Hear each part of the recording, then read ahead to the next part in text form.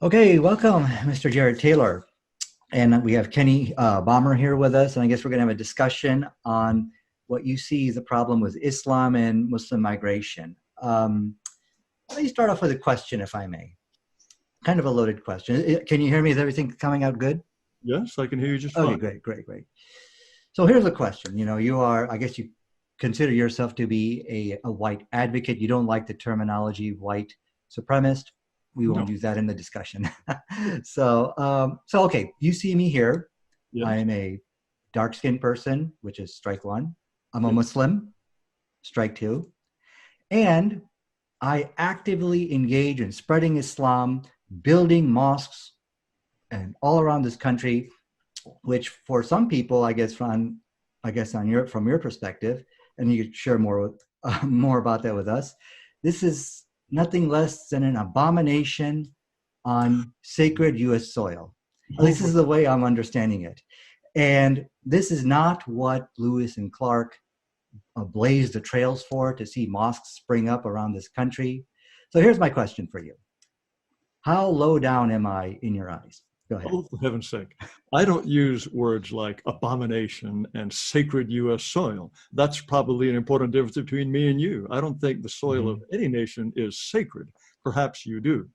My position is one that is shared by a large number of Americans, namely that this nation, to the extent that it has a core religion, is a Christian nation. And there's no reason to dilute that core with other religions. And there is a larger question here, and that is the question of the benefits of diversity, be it racial diversity, be it religious, be it linguistic diversity. Diversity is a source of weakness and tension, not a source of strength. You find that all over the world. So, first of all, bringing people into the same place who are different in religion, race, language, all of these things causes division. It is not a strength. So that would apply not just to Muslims, not just to people from Asia, not just from people from South Asia, but for all diversity of that kind. So that is my point of departure. So what do you want to do with us then? I mean, I'm actively engaging in spreading Islam. I mean, do you want to put us all on a boat and send us back? I mean, we're here now. I mean, what should we do with people like me? Look, I have never talked about sending anyone outside of the United States.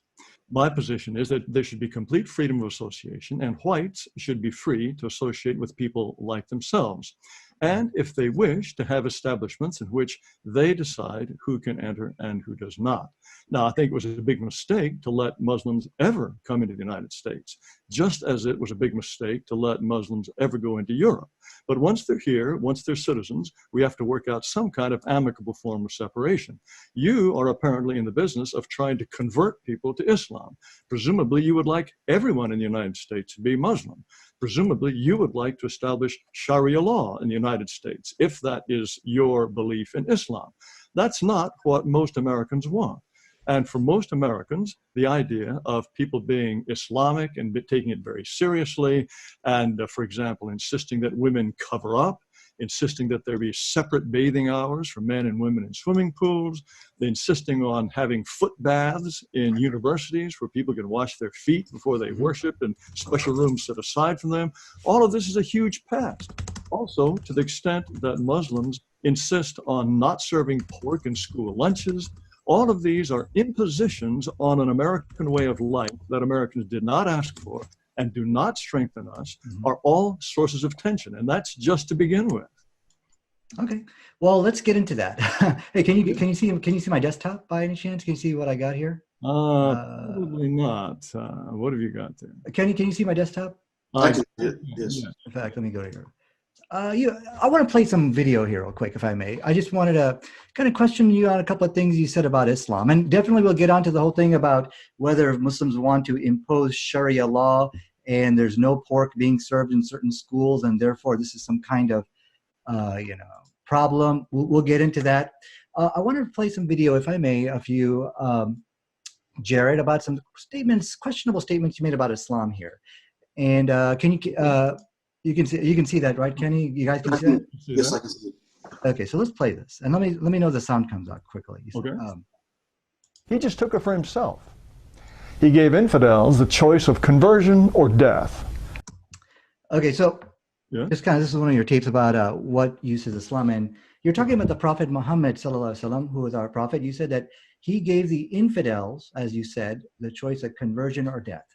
So I have here a copy of the Holy Quran, and I would like for you to give me the chapter and verse where I can read that, where he gave in our holy book. Do you have that with us? No, I don't. What I can tell you is that that has been the experience of many people who encountered Islam all across. Saudi Arabia became, or the Saudi Peninsula became Islam in a huge hurry. It's my understanding that that was the choice given the people there. Also, when the Muslims broke out of the Saudi Peninsula and swept across North Africa, they converted the North Africans at the point of the sword. At 711, they crossed into Spain, conquered Spain, and went all the way up to Tours, France. Whether or not you say that it was a choice of conversion or death, there's no question that Islam at that period was extremely aggressive, both militarily and religiously. And all of that has continued vis-a-vis the West up until 1683. Nearly 1,000 years, there was constant warfare and battle between Christian Europe and the Muslim world. All of this has laid the ground for perpetual tension and incompatibility. It's all our fault, but we'll get to that. No, it's not necessarily all your fault. It's an incompatibility. And there's no question that Muslims invaded Spain and were prepared to conquer the entire world. Isn't that what jihad is all about? Spreading Islam at all costs? You were engaged in a more peaceful jihad, starting mosques and making America as Islamic as possible. The impulse is the same, even if the methods are different. Okay, so as far as you know, this is not a teaching of the Quran, because let me play some more of this tape over here.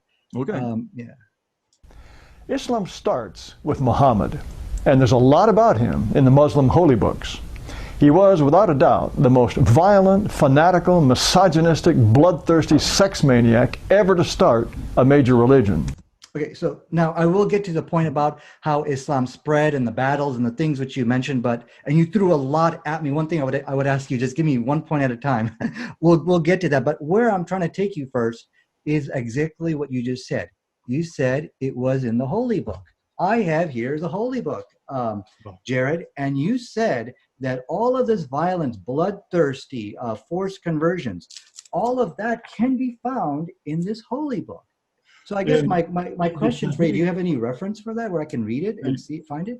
The Hadith and the Sirah and the Quran are very lengthy documents. I do not claim to be an expert on all of the content.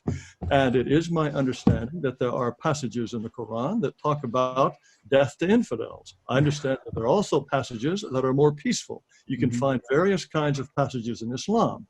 I think it is more important to look at the actual historical record of Islam, and there is no question. Are you suggesting to me that Muslims never gave people a choice between conversion and death? They never massacred their enemies? They never took sex slaves when they conquered infidel tribes? They never did any of this? What's that? Okay. I can only deal with 1 point at a time. I'll address 1 point. See, yes, I definitely will go to the history. I definitely will go to the battles. All the points you brought up, I will go there with you. I'll take you there. But you see, my point to you, Jared, is you made a statement here. In fact, let's play this one more time. You said it was in the Holy Book. We already heard this. Well, yeah, you said it was in the Holy Book. You see, my point here, and where I'm trying to get at, what I'm trying to get at is this is a complete fabrication. There is nothing in the Quran which teaches to force people into other religions. And here's what's so inexcusable about this. If you were to just go and take a history lesson, like at a bona fide college or university. In fact, I got a tape for you, and I'll give you this after we're done. This is University of Chicago. He gives a history lesson about the history of Islam, and we'll talk about that. They talk a great deal about the issue of forced conversion. So my point here, and they will actually tell you that one of the great aspects about Islam is that it doesn't force its religion on people. And from a historical perspective, they'll show you this is why many people found Islam attractive. So, Mr. Ahmed, let's assume I'm completely wrong. There is nothing in the Quran, nothing in the Hadith, nothing in the Sirah about violence of any kind. Let's assume I'm completely 100% wrong.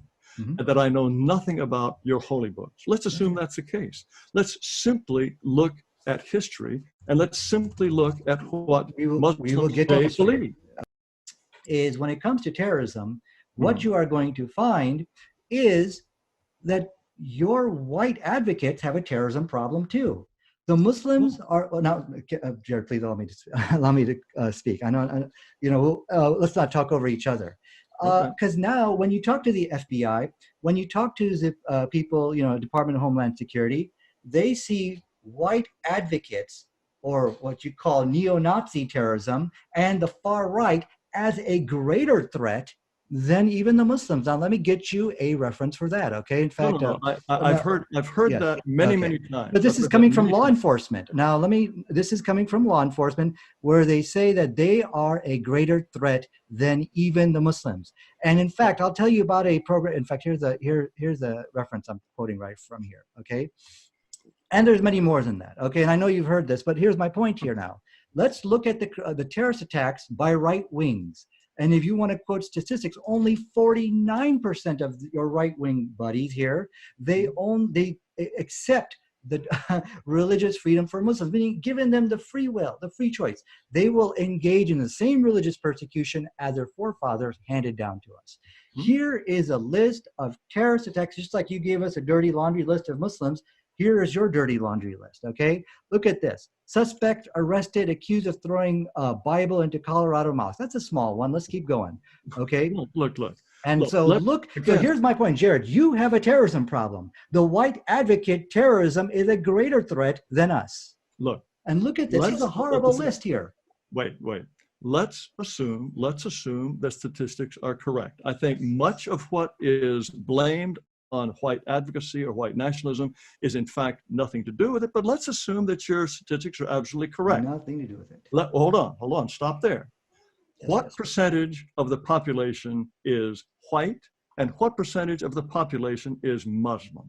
The Muslim population is 1%. The true. white population is about 62%. There are 60 times more white people than Muslims in the United States.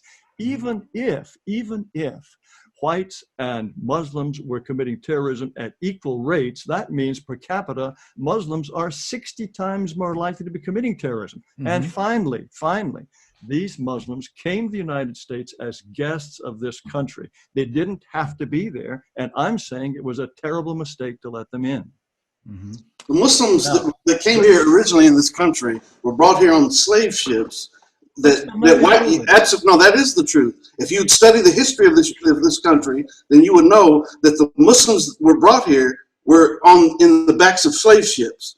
And so you're condemning people and making these accusations when it's actually the white people. And here I am, white person from Houston, Texas, and I've heard this type of bantering repeatedly from people just like you. And so you are indeed a racist. You are indeed a white supremacist. There's no question about it. Okay, guys, let's So I'm not, it's okay. different.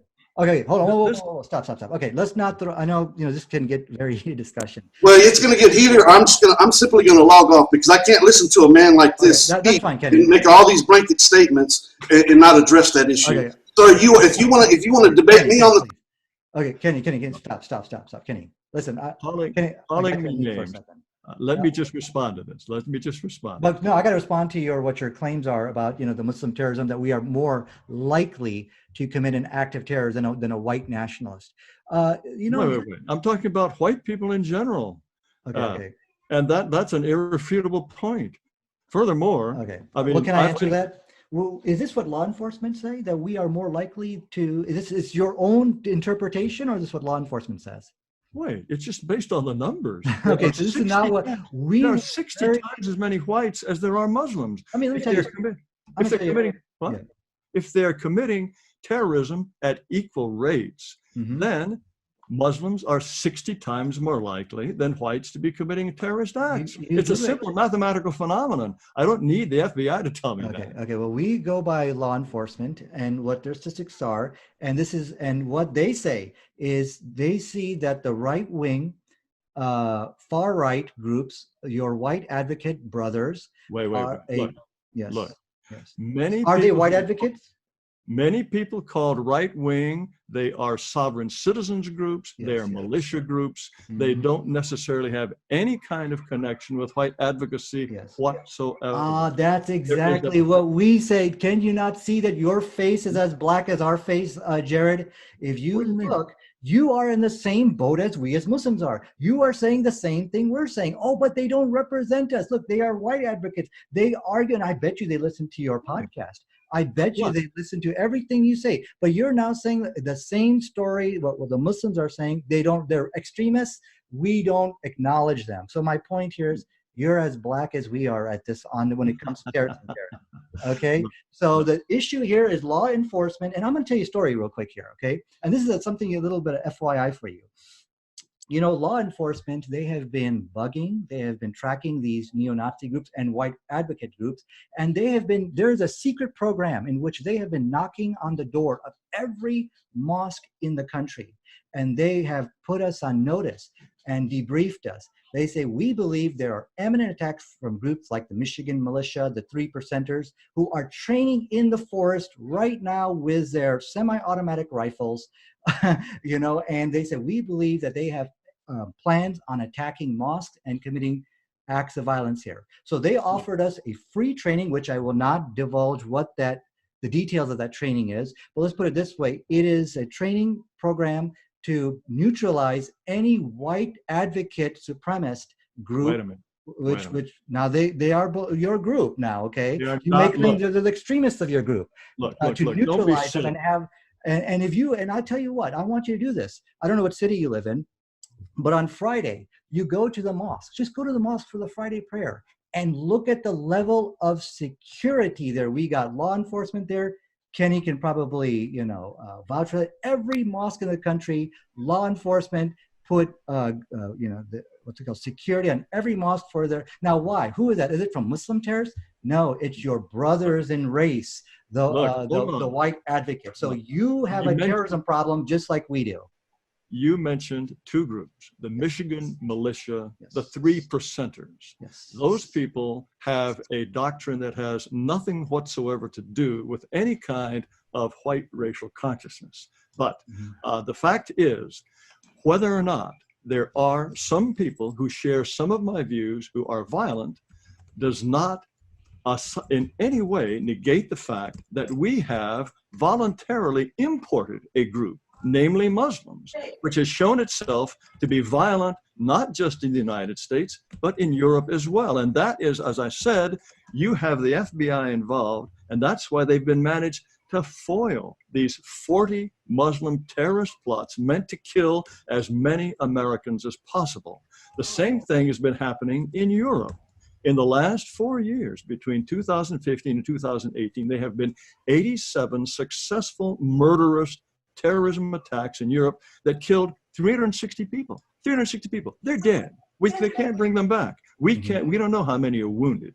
And that doesn't even include the 193 dead in the Madrid attack in 2004. Or the 52 dead in the London attack. This is a problem. This is a problem in the West when Muslims arrive in large numbers. Have you ever heard of a Muslim attack in Hungary or Estonia or Poland? No, because they don't accept Muslims. Okay, so here's my response to what you just said. Yes. To all the terrorist attacks. Right. I'm going to use your line. Thanks, Jared. Some people who share some of my views who are violent. So I'm going to give you the same. You see, the way you try to defend your white advocate terrorist buddies, the same defense can be. Okay. Hold on, Jared. Let me talk now. I gave you enough time. Okay. So you see, the thing is, you cannot. I don't know if it is an issue of arrogance and just vanity. You cannot accept that white advocates like yourself has a terrorism problem just like us, and you cannot accept that for some reason. And every justification you give to defend, to write off these fringe groups, you said there are people who share my views who are just some people who share my views who are violent. I accept that, Jared. Now you need to accept the same explanation from me. So, I think we are in the same boat here. Now, regarding the death toll and all of that, we have that. Well, okay, now here's the thing. Now, this is where it gets a little bit tricky. white it's white tricky. nationalists Mhm. are not any more peaceful. They aspire to commit the same death toll here in America. But there's a But problem now. There's look, actually three problems. I just want to give you because if you say we don't belong here, I don't think white advocates need to be booted out too, because their rate of terrorism is just as bad as ours. Now let look, me give you some look, statistics. wait. Well, Look. Jared, I just may want to say one thing. Though I'll let you talk here. See, the white advocate terrorists, which Yes. you claim you have no, affiliation with, and I believe that. Just like they're Muslim terrorists, and I got no affiliation with them as well. They have three problems, why they cannot commit the acts of terror in the large numbers like the Muslims are committing. Some of them are doing.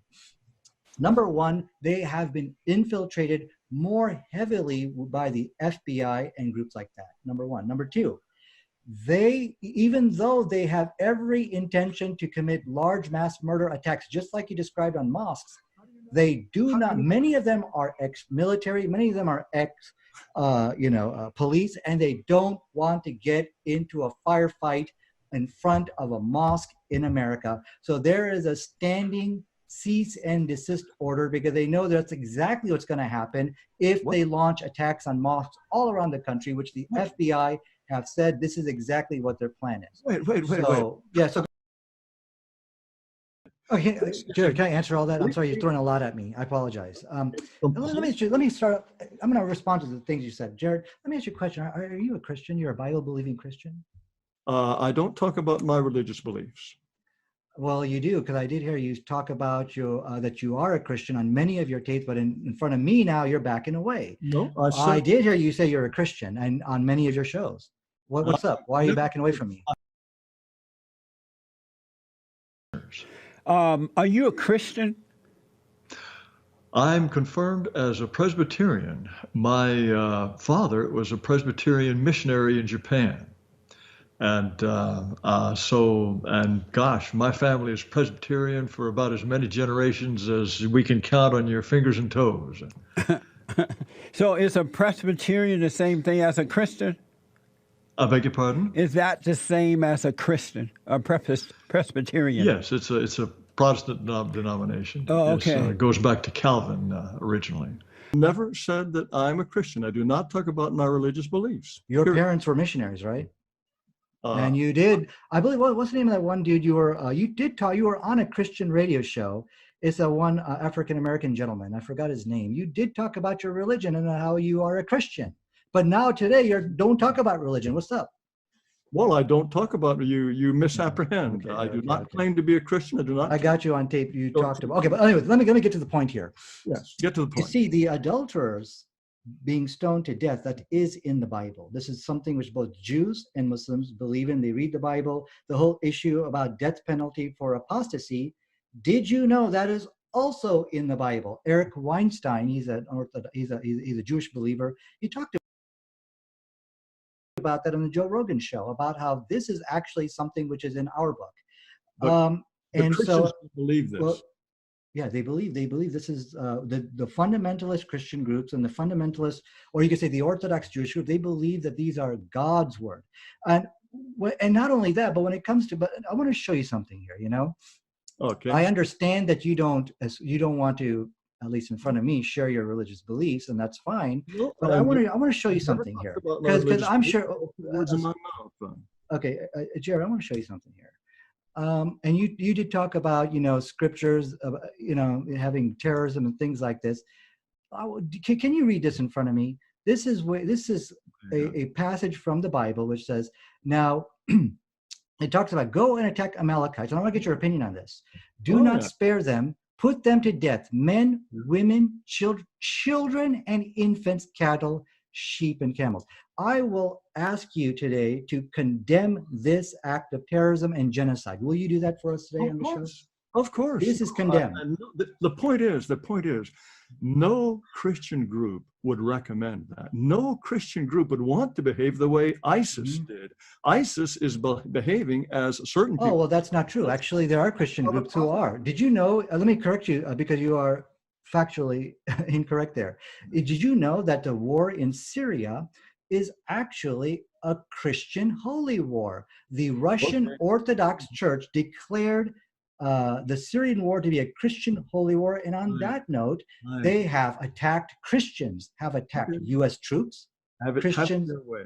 Have it your way. Let's go talk about Osama bin Laden Yeah, and Jared, can I just finish the point here? Then we can talk about Osama.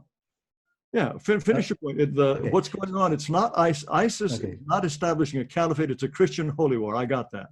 Yeah. No. What is actually, in fact, let me see if I can. Do you want a reference for what I'm talking about? I can show it to you real quick. What? Would you like a reference? No. Here you go. I don't really need the reference, but let's Okay. provisionally, let's say you're There you right. go. The Christian holy war. It's got nothing Okay. to do with Islam. Yeah. So, when you go back to the issue of the misdeeds of the Muslims are committing, you've got white nationalists, these are Christian groups, okay, who are praying for an Islamic Holocaust. What's They that? must, now I'm sure you condemn that. And my point here is, you asked, well, Christians are not committing acts of terror. They are. They even attacked American troops in fact, in Syria. And I'm sure you remember that America killed 200 Syrians in a strike, or of Assad soldiers. What they didn't tell you is those were Christians they had killed. So there's many actually terrorist attacks, which I can show you, but I think we agree both are committing terrorism. Right. But I just want to go back to your view real quickly, and then we can go to Osama bin Laden. That passage which I showed you, 1 Samuel chapter 15, verse 3, you condemn this and you don't believe that to be God's word. Am I correct? Well, I don't know. Maybe that was God's word. God is telling you to kill innocent babies, stab babies to death. This is God's word? Well, that's in the Old Testament. Those who believe it, they would assume that that's God speaking. Yes. Yeah. But you condemn this with me. Like I could pick up the Quran over here. I could say, Allahu Akbar, this is a book of peace. You will never find anything in this book to teach to kill innocent people, women, and forcing them in any way. Or we're going to say, I'm going to kill you if you do this. This honor killing, once again, honor killing is a Judeo-Christian value. It is taught in the Bible, okay? But this is, Jared, let me just finish my point. Christians do it all the time. Well, see, this is the thing. The question is it found in the Bible? And yes, there is honor killing inside amongst Christians, and you'll find that in the Middle East also. But let me tell you, you asked a question, why am I seeking to spread Islam here? 7 out of 10 adulterous children born in this country, and I'm not even talking to you about, I haven't even brought up the other issues about alcoholism inside on the Eskimos and American Indians and other minorities in America, and you claim this was a racial issue. I don't know. I don't care, to be very honest with you. But the question is what we can agree. Judeo-Christian values, at least for Eskimos and American Indian and the minorities who you condemn or point out their faults, it has failed them. It has done nothing for them.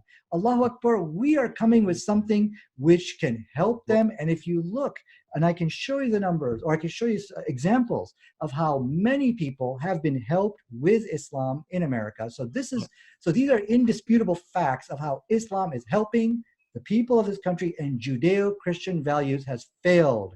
At least we can say they failed the American Indians and other people. We don't have a political agenda. That's also as another myth which people are trying to concoct. But go ahead about Osama. Go ahead. Sure. I wish you every success in converting the American Indians and the Eskimos and the Arapaho and the Cherokee and the Hopi and the Navajo and the Lakota Sioux. Drowning in alcoholism. Every success, I wish you every success in converting them to Islam, by all means. Inshallah. Now let's talk about Osama bin Laden. According to the Pew Research poll in 2003, 59% of Indonesians supported Osama bin Laden. 56% of Jordanians supported him. Furthermore, I think this is quite interesting. On a Gallup poll that was taken right after Osama bin Laden was killed, 51% of Pakistanis were grieving for Osama bin Laden. Only 11% thought that his death was a good thing. Now, this is a fellow who got his airplanes together and killed 3,000 Americans. These are Muslims who are essentially saying what he did was a fine thing.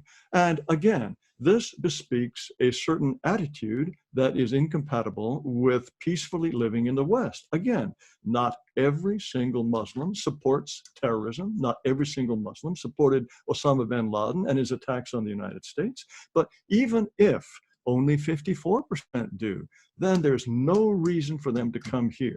Now, again, I'm perfectly happy for Muslims to organize their societies in their own religion and their own political structure entirely as they wish, but they have no place in the West. Okay, let me answer they do have a place in the West, and I just proved it to you. See, the problem is you don't care about the Eskimos, you don't care about the American Indians and all the groups which you basically rattled off, who are drowning and suffering in alcoholism. And it's a horrible problem for society, because it's almost like a vicious cycle, because then their kids become alcoholics. But let me just, Jared, please let me finish. Let me finish, and then I'll let you talk. I did. If Islam will help them, by all means, convert them to Islam. Okay. You go right. That's what I'm doing. Thank God. Okay, so you see, we Christians, Muslims, and Jews, we all have values which are incompatible with the West. 49. You've talked about people supporting Osama bin Laden. 49% of Republicans, they do not believe in religious freedom. Now, this is incompatible with Western values. Should we, so as you can see, this is a case of the kettle calling the kettle black. Now, as you can see, I got my statistics here, and I can send them to you if you like. So this is 49% who will engage in religious, religious persecution against Muslims. Islam. Oh, okay. Well, okay. Now let me get back to the statistic about terrorism, because I got from Pew Research, and I just lost my statistic here for you. Muslims actually do better than the general public when it comes to killing innocent civilians and terrorism. It says comparing with the general public, Muslims are more likely to say targeting and killing civilians is never justifiable. We're at 76%. The general public is at 59%. So we're doing pretty good there. Now I want to talk to you about the support for Osama. I'm sorry, go ahead. You're talking about Americans? This is in the United States? Where do they do this? Yeah, who are you talking about here? And where's your source? Pew Research. I'd be interested in seeing that source. This is Pew Research, and this is right here. Can you read that? Yeah. You can send me a link. Okay, this is I think they're talking about in America. American people, yeah. It says American people are generally towards Muslims, so. Yeah. But anyway, now let's talk about support for Osama bin Laden. So let's do that one real quick here. So why would people support Osama bin Laden? Well, let's first do a bin Laden interview. Bin Laden. Yes. Look. Okay. So I'm going to tell you why some people would support him. Let's do. I like the.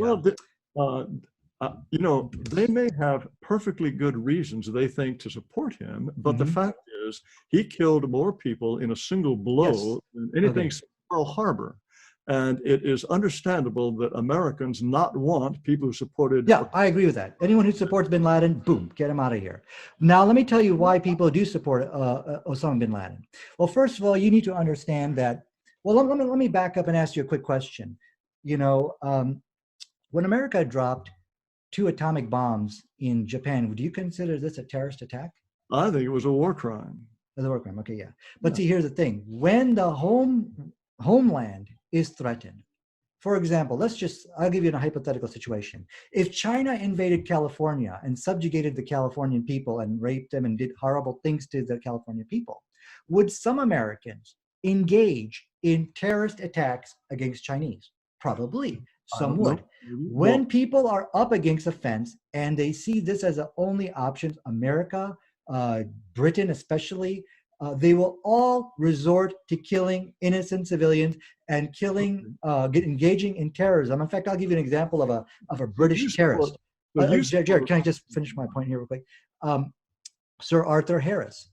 Sir Arthur Harris was a monster. He indiscriminately murdered innocent civilians in Dresden and all over Germany. He is a British Osama bin Laden, and yet he was knighted Sir Arthur Harris. Arthur Harris. Okay, Yeah. so it sounds like you're Everyone's going to support their bin Ladens when the homeland has been threatened. That's my okay. point. So you're telling me Osama bin Laden was right. He did the right thing. No. What you quoted me, why some people, no, actually, we know from the Holy Quran and our scriptures, it condemns the killing of innocent civilians. So we condemn bin Laden for that. But you asked, why would some people I didn't support ask why. Osama bin Laden? And there you go. They support bin Laden for the same reason Americans support their acts of terror, and for the same reason the British supports their acts of terrorists and their bin Ladens. I did not ask why. All I said is they supported bin Laden. And If people, anybody supports bin Laden, they should not come to the West, no doubt. I think, well, now you're agreeing with me, you're disagreeing with me. If they believe that committing acts of terrorism here in America, and the same holds true for the white nationalists and your people, if they believe committing mass murder and attacks in this country, then they have no place here. Well, good. I'm glad you agree with me on that. Then, Yes. so how about people who think that apostates should be killed? Do they have any place in the United States? Remember, 85% of Egyptians think apostates should be killed. Yeah, this is a Judeo-Christian value. It's in the Bible. So, like I said, there are many Jews and Christians who believe that the Bible is the Word of God, and it's specifically taught in the Bible. Yeah. How many Christians believe that apostate Christians should be killed? How many? Tell me. As far as, well, Probably. No, let me explain to you. I would say every fundamentalist, Bible-believing Christian believe that this was inspired by God. Now, do they believe that it is, hold on, Jared, I'm going to explain to you. Do they believe that it is applicable for today's time? No, very few. And that's exactly what we believe today, too. We believe that this was something which was revealed for a specific time. And now, is it applicable for today in America to go out and kill apostates? Look, you have so many apostates here in America. No, absolutely not. And now let me explain something else to you real quick. So we have the same value as Jews and Christians. And also, I'm going to tell you why, even if it's revealed in our scripture or in the Bible, why it's not applicable. Because something you need to learn about Islamic Sharia law, okay? And please pay attention to this. I'm paying very close. Okay, to implement any kind of punishment in the Islamic Sharia law yourself is called vigilantism. This is not a vigilante religion. It's like me going to a person, seeing him speed down the street, grabbing and say, give me $150. Not speeding. This is, I have no right to implement the United States laws or the laws of the state.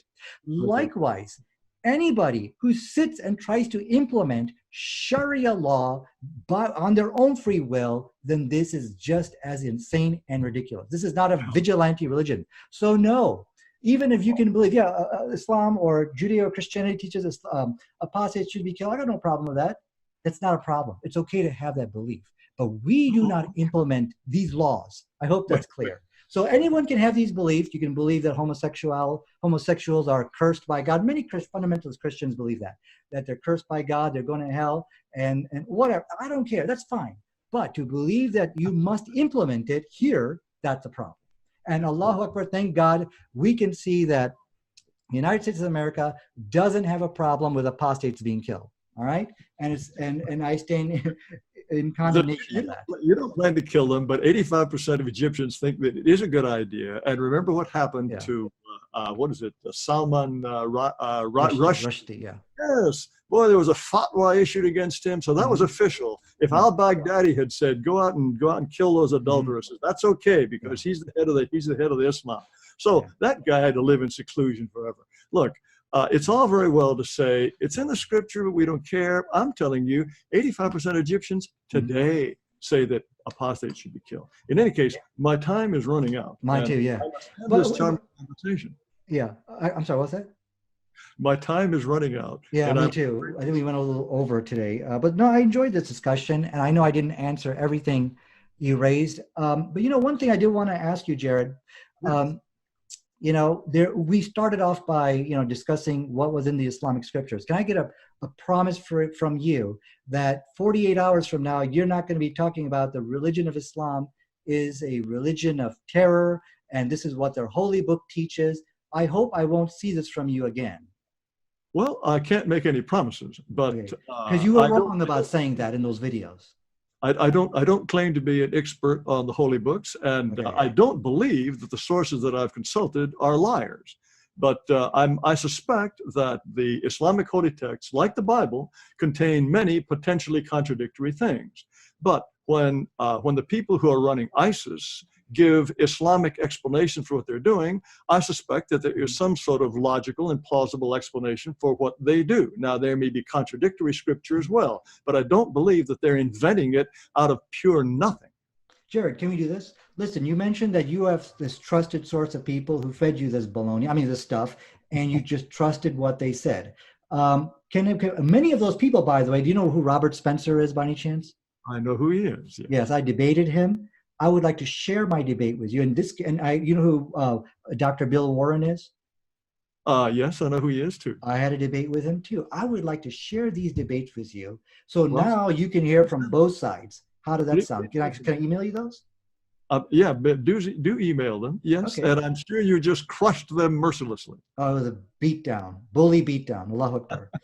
Okay. In fact, I tell you what, it was so bad. Robert Spencer is such a coward, he will never debate me again. Same thing with Bill Warren. It was a brutal beatdown. But anyway, I'm gonna let you be the judge, and I want to and let's begin this process of learning what the Islamic scriptures really teach. And I think you're going to be amazed at what a wonderful book, peaceful book the Quran is. But anyways, I'm sorry, my time's up. I am prepared to be amazed. I look forward to being amazed, but that does not change the activities of Muslims today. And again, your white supremacist buddies who are just as rotten. Look. What I am saying, there's no point in repeating myself. White people are here to begin with. Some of them are good, some of them are bad. If they do bad things, I don't want any more bad white people in the country. The point is, we don't need to import Muslims, and neither do the Europeans, and to do so was absolute folly. And so I bid you farewell. Thank you, sir. If I can figure out how to, you can probably figure out how to I'm going to stop the share right now, and that'll automatically let you go. Okay. Thank you so much, Jared. It was a very wonderful discussion. Bye-bye.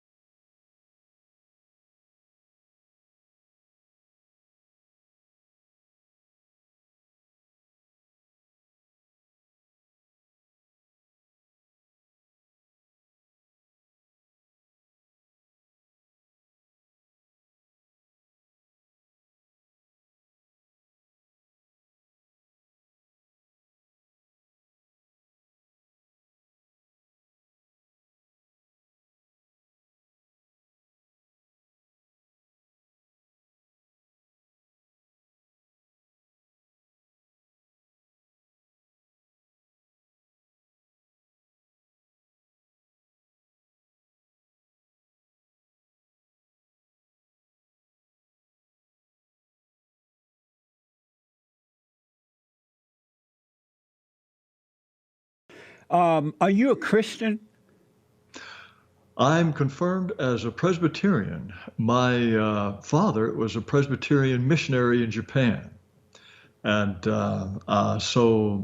gosh, my family is Presbyterian for about as many generations as we can count on your fingers and toes. So is a Presbyterian the same thing as a Christian?